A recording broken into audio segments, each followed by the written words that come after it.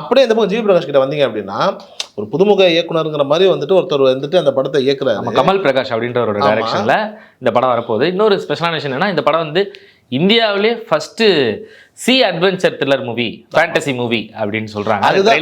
அதுதான் அந்த படத்தினுடைய சுவாரஸ்யமே. இப்போ நிறைய வந்துட்டு இதுக்கு முன்னாடி வந்து கடல் சார்ந்த படங்கள் வந்திருக்கணும் போது அதில் ஒரு காதல் இருக்கும், அந்த கடல் சார்ந்த அந்த கடல் மக்களுடைய வாழ்வியல் ஓரியன்டாக நிறைய விஷயங்கள் இருக்கும். ஆனால் இதுதான் இந்த படத்தினுடைய ட்ரெய்லர் பார்க்கும்போது நமக்கு புரியுது என்ன அப்படின்னா, கடலுக்குள்ள போகக்கூடிய மனிதர்களுக்கு என்னென்ன மாதிரியான அமானுஷ்யமான விஷயங்கள் நடக்கும், என்னென்ன விதமான ஒரு சூழல்களை அவங்க கையாள வேண்டிய தேவைகள் இருக்கும்.